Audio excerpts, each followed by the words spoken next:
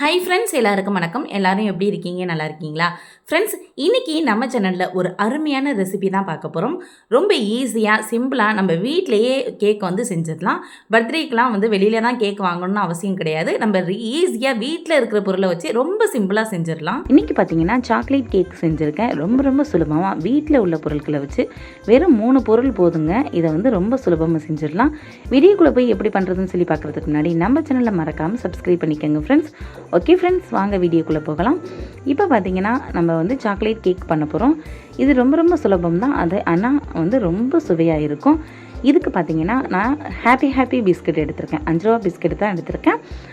8 biscuit packet எடுத்திருக்கேன். நீங்கள் கூடவோ குறைச்சோ உங்கள் வீட்டில் உள்ள ஆட்களை வச்சு நீங்கள் கூட்டிக்குங்க. நிறைய பேர் இருந்தாங்க அப்படின்னா கொஞ்சம் பெரிய கேக்காக செய்யணும்னா பாக்கெட் கொஞ்சம் அதிகமாக எடுத்துக்கோங்க.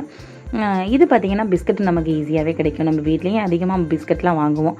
அந்த மாதிரி இருக்கும். இது கிடைக்கக்கூடியதான் ரொம்ப ஈஸியாக. இந்த பிஸ்கட் எல்லாத்தையும் ஒரு மிக்ஸி ஜாரில் உடச்சிட்டு சேர்த்துக்கோங்க. சேர்த்துட்டு இந்த மாதிரி நல்லா நைஸாக பவுடராக அரைச்சி எடுத்துக்கலாம். அரைச்சிட்டு இது எல்லாத்தையும் ஒரு கிண்ணத்தில் சேர்த்துக்கலாம்.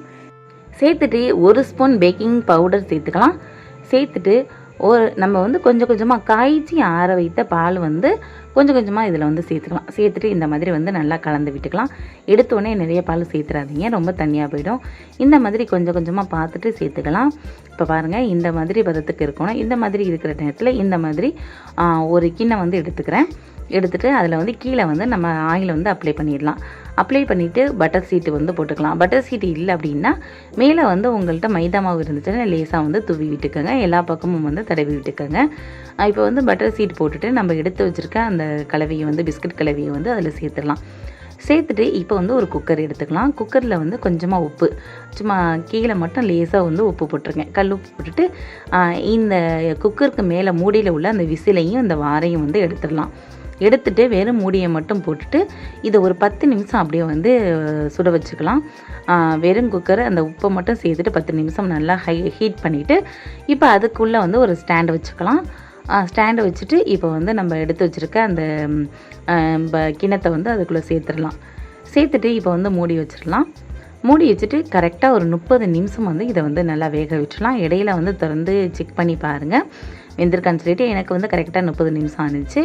இப்போ எடுத்து இதை வெளியில் வச்சுட்டு நல்லா ஆற விட்டுடலாம். ஆற விட்டுட்டு இந்த மாதிரி ஒரு பாத்திரத்தில் வச்சு அதை கவுத்து எடுத்துக்கலாம். கவுத்து எடுத்துகிட்டு நம்ம கீழே உள்ள பட்டர் சீட்டை எடுத்துடலாம். எடுத்துகிட்டு இதை கூட அப்படியே நம்ம கட் பண்ணி சாப்பிட்லாம். ரொம்ப சுவையாக இருக்கும். நம்மளோட இந்த கேக்கு ரெடி ஆயிடுச்சு. இல்லை இன்னும் கொஞ்சம் டெக்கரேட் பண்ணால் அழகாக இருக்கும் அப்படிங்கிறதுக்காக மேலே உள்ள அந்த வெடிப்பு விழுந்திருக்கிறத மட்டும் கட் பண்ணி எடுத்துட்டேன். கட் பண்ணி எடுத்துகிட்டு ஒரு 3 சாக்லேட் எடுத்திருக்கேன். சும்மா 5 ரூபா சாக்லேட் தான் எடுத்திருந்தேன். அதை இந்த மாதிரி மெல்ட் பண்ணி எடுத்துகிட்டு நம்ம மேலே அந்த கட் பண்ணதுக்கு மேலே ஊற்றிடலாம். மேலே ஊற்றிட்டு இந்த மாதிரி நம்ம ஸ்பூனால் எல்லா பக்கமும் வர்ற மாதிரி கலந்து விட்டுக்கலாம். இது சும்மா சாப்பிட்றதுக்கு ரொம்ப சுவையாக இருக்கும். இந்த மாதிரி சாக்லேட் மேலே ஊற்றிட்டு சாப்பிடும்போது நமக்கு இந்த ப்ரௌனி சாப்பிட்ற மாதிரி ரொம்ப சுவையாக இருக்கும். அந்த சாக்லேட் மேலே பாதி ஊறினதும் கீழே ட்ரையாகவும் இருக்கிறது அப்படியே சாப்பிடும்போது அவ்வளோ ஒரு சுவையாக இருக்கும். இது சும்மா அழகுக்காக நான் மேலே இந்த கலரு மிட்டாய் சேர்த்துக்கிறேன்.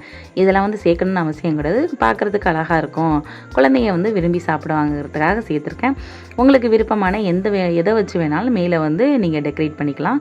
அவ்வளோதான் ஃப்ரெண்ட்ஸ், ரொம்ப சுவையான சாக்லேட் கேக்கு வெறும் 3 பொருளை வச்சு நம்ம வீட்டிலேயே ரொம்ப ஈஸியாக செஞ்சிட்டோம். ரொம்ப சிம்பிளாக வீட்டிலேயே இருக்கிற பொருளை வச்சு சாக்லேட் கேக்கு ரொம்ப சுவையாக செஞ்சாச்சு. இதே மாதிரி நீங்களும் செஞ்சு உங்கள் குட்டீஸ்க்கு கொடுங்க, ரொம்ப விரும்பி சாப்பிடுவாங்க. அவ்வளோதான் ஃப்ரெண்ட்ஸ், சூப்பரான கேக் ரெடி ஆகிடுச்சு. இந்த வீடியோ பிடிச்சிருந்தா நம்ம வீடியோவை லைக் பண்ணிவிட்டு நம்ம சேனலை சப்ஸ்கிரைப் பண்ணிக்கணும். ஓகே ஃப்ரெண்ட்ஸ், தேங்க்யூ, பாய்.